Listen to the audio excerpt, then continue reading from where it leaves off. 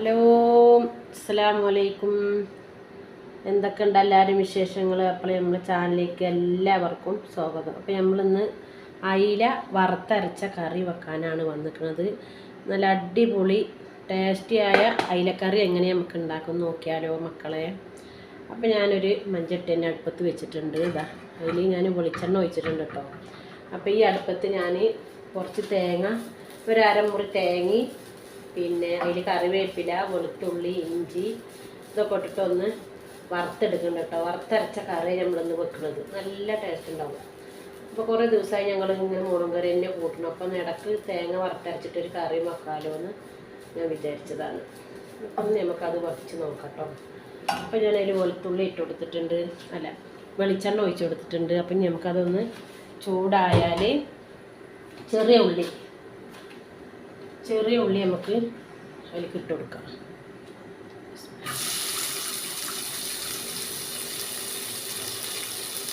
കൂടെ നമുക്ക് കുറച്ച് കറിവേപ്പില ഇട്ട് കൊടുക്കാം.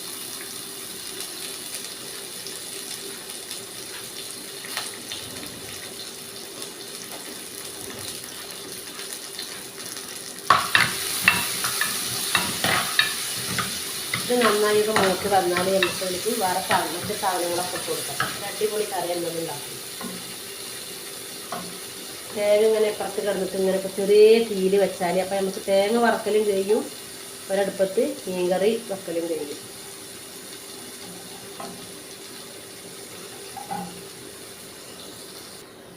അപ്പം നമ്മുടെ ഉള്ളി ഏകദേശം ഇവിടെ നല്ല പോലെ ചുവച്ച് വന്നിട്ടുണ്ട്. ചെറിയ ഉള്ളി തന്നെ ഇട്ടെടുക്കണം കറിയിൽ. ഇപ്പം എന്നാലാണ് ആ കറിക്ക് നല്ല രസമുണ്ടാകുള്ളൂ. അപ്പം നമുക്ക് ഇതിലേക്ക് തക്കാളി, 2 പച്ചമുളക്, കറിവേപ്പില ഇട്ട് കൊടുക്കാം.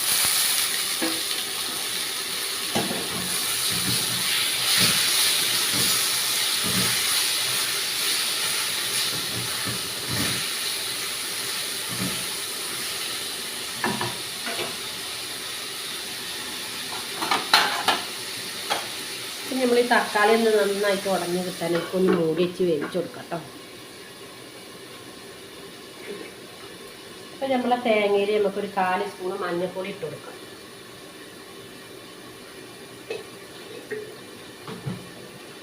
തേങ്ങ നന്നായിട്ട് വറുത്ത് നല്ലൊരു മണമൊക്കെ ഇങ്ങനെ വരുമ്പോൾ നമുക്കിത് അടുപ്പത്തുനിന്ന് ഇറക്കിയാൽ മതി കേട്ടോ. തേങ്ങ വറക്കുമ്പോൾ ഒരു പ്രത്യേക ഒരു മണം ഉണ്ടാവില്ലേ, ഇഞ്ചിയും വെളുത്തുള്ളിയൊക്കെ ഇട്ടിട്ട് വറക്കുമ്പോൾ. കറിവേപ്പില തോനിട്ട് കൊടുക്കണം, നല്ല കറിയിൽ നല്ല ടേസ്റ്റ് ഉണ്ടാവും. അപ്പോൾ ഇതേപോലൊരു നന്നായിട്ട് ചൂക്കൊന്നും വേണ്ട, ഈ മണം ഇങ്ങനെ വന്നാൽ നമുക്ക് തേങ്ങ ഇറക്കി വെക്കാം കേട്ടോ. ചൂടാറാൻ വേറൊരു പാത്രത്തിലേക്ക് മാറ്റി വെക്കാം. അപ്പം നമ്മുടെ തക്കാളി ഇവിടെ വെന്ത് നോക്കി നോക്കാം.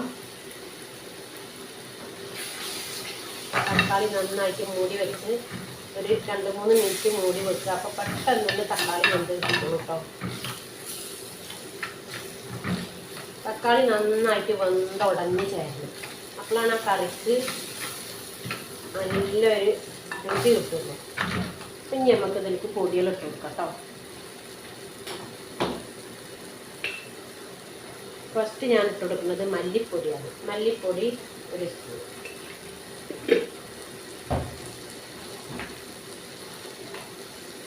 മല്ലിപ്പൊടി ഇട്ട് കൊടുത്തിട്ട് ഒന്ന് മിക്സാക്കി കൊടുക്കുക. ഒരു മിനിറ്റ് ഒന്നിങ്ങനെ ഇതങ്ങനെ ഇളക്കിക്കൊണ്ടിരിക്കുക. അപ്പം ആ മല്ലിപ്പൊടി ആ എണ്ണയിൽ തക്കാളിയിലെ ഉള്ളിലൊക്കെ കടന്നിട്ട് നന്നായിട്ട് അതിൻ്റെ നല്ലൊരു മണം വരും മല്ലിപ്പൊടിയുടെ. അപ്പോൾ അതിന് വേണ്ടിയിട്ടാണ് മല്ലിപ്പൊടി ഫസ്റ്റ് ഇട്ട് കൊടുത്തിട്ട് ഒന്ന് ഇതേപോലെ ഒന്ന് മിക്സാക്കി കൊടുക്കുന്നത് കേട്ടോ.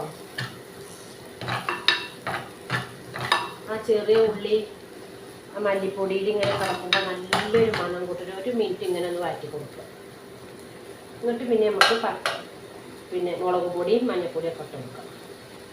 നമുക്ക് ആവശ്യത്തിന് മുളക് പൊടി ഇട്ട് കൊടുക്കാം. നിങ്ങൾ ആവശ്യം എത്ര വെച്ചാൽ അതിനനുസരിച്ച് നിങ്ങൾ മുളക് പൊടി എടുത്താൽ മതി കേട്ടോ. നമുക്ക് മഞ്ഞൾപ്പൊടി,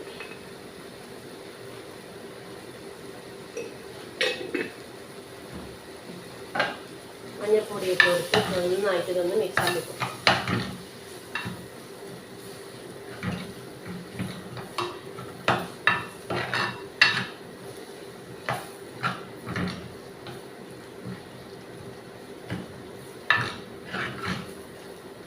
പച്ച മണക്കുന്ന എണ്ണ കറന്നിട്ടൊന്ന് നന്നായി ഒന്ന് വഴന്ന് വരട്ടെ.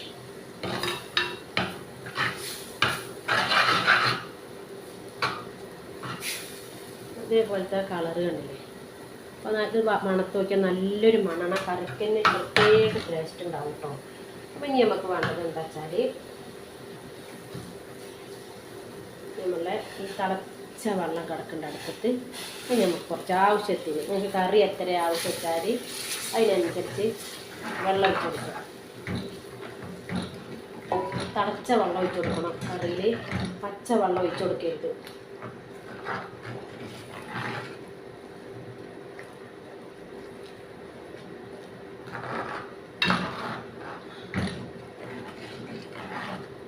കുറച്ചും കൂടി ഒഴിച്ച് കൊടുക്കാം.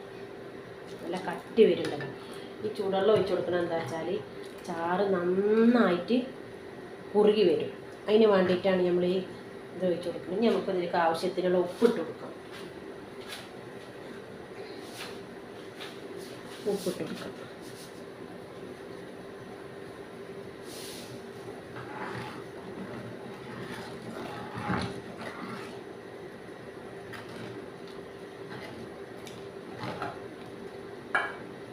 നമുക്കൊന്ന് അടച്ച് വെച്ചിട്ട് 2-3 മിനിറ്റ് ഒന്ന് അടച്ച് വെച്ച് വേവിച്ച് കൊടുക്കാം.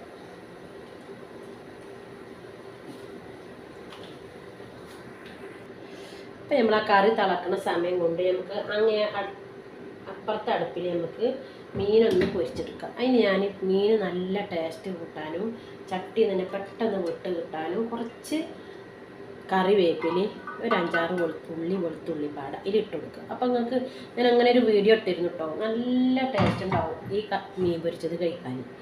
അപ്പോൾ അതിൻ്റെ മണമൊക്കെ വെളുത്തുള്ളിയുടെയും ആ കറിവേപ്പിലയുടെയും മണം മീനിലേക്ക് നന്നായിട്ട് പിടിച്ചു. അപ്പോൾ പിന്നെ നമുക്ക് ഇതിലേക്ക് മസാല തേക്കേണ്ട ആവശ്യമില്ല.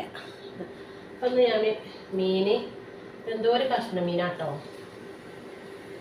നമുക്ക് മീൻ അങ്ങനെ എടുപ്പത്തിട്ട് കറി മീൻ പൊരിച്ചത് ഒരേ ടൈമിൽ തന്നെ വെന്ത് കിട്ടിക്കും.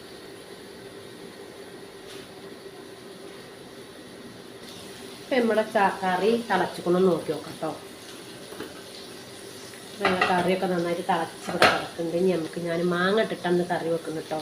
അപ്പം നമ്മൾ മാങ്ങ ഇട്ട് കൊടുക്കാം.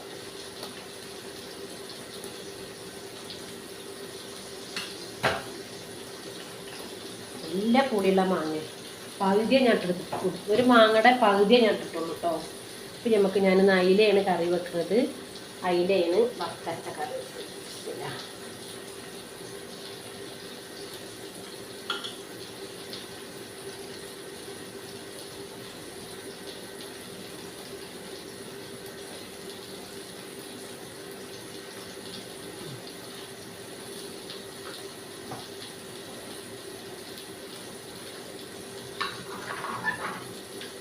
അതേപോലെ ഒന്ന് കറിയൊക്കെ ഈ മീനൊക്കെ എല്ലാ ഭാഗത്തും ഇങ്ങനെ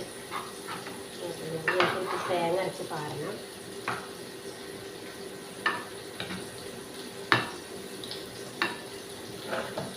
അരച്ച് വെച്ചിട്ട് 2 മിനിറ്റ് വേവിച്ചെടുക്കാം. ഇപ്പം നമ്മുടെ മീനൊക്കെ ഇവിടെ മാങ്ങയും മീനൊക്കെ വന്നോന്ന് നോക്കി നോക്കട്ടോ. നല്ലതുപോലെ വന്നിട്ടുണ്ടെങ്കിൽ നമുക്കിതിലേക്ക് നമ്മൾ അരച്ച് വെച്ച തേങ്ങ ഇട്ട് കൊടുക്കാം. നന്നായിട്ട് തേങ്ങ അരയണം കേട്ടോ. അപ്പോഴാണ് കറിക്ക് നല്ല കുറുക്കം കിട്ടുള്ളൂ. നല്ല ഇതാവും കേട്ടോ. തേങ്ങ നന്നായിട്ട് അരക്കണം.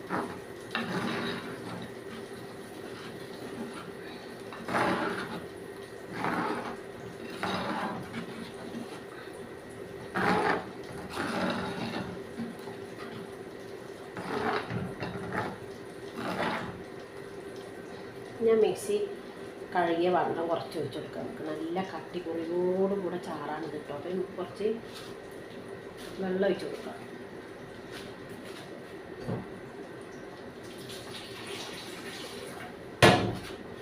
അപ്പം നമ്മൾ തിളപ്പിച്ച വെള്ളം തന്നെ അവിടെ ഉണ്ടായിരുന്നു കേട്ടോ.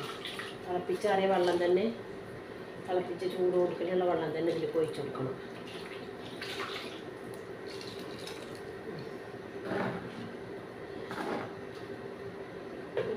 ഉപ്പില്ലെങ്കിൽ ഉപ്പുണ്ടോ നോക്കി നോക്കാം.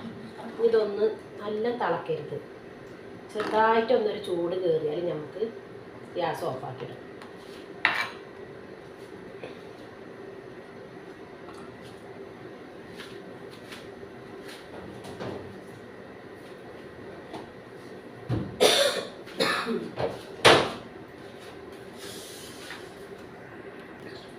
അപ്പം നമ്മളെ കറിയൊക്കെ ഇവിടെ ചൂട് കയറി നന്നായിട്ട് തളങ്ങനെ വരാൻ ശ്രമിക്കുന്നുണ്ട്. അപ്പം നമ്മൾ ഇത്രയേ ഉള്ളൂ നമ്മളെ കറിയുടെ പണി. നമുക്ക് കുറച്ച് രണ്ടോട് കൂടിയിട്ട് കുറച്ച് കറിവേപ്പില ഇതിലേക്ക് ഇട്ട് കൊടുക്കും. ഇത് താളിക്കേണ്ട പണിയില്ല. ഇപ്പോൾ എന്തായാലും ഇങ്ങനെ ട്രൈ ചെയ്യാത്തവരുണ്ടെങ്കിൽ ഒരു പ്രാവശ്യം ഇങ്ങനെ ചെയ്ത് നോക്കുള്ളൂ കേട്ടോ. തേങ്ങ വറുത്ത് അയിലക്കറി ഇങ്ങനെ വെച്ചാൽ കേട്ടോ. അപ്പോൾ ഇൻഷാ അല്ലാഹ് അടുത്തൊരു വീഡിയോയിൽ കാണാം. ബൈ.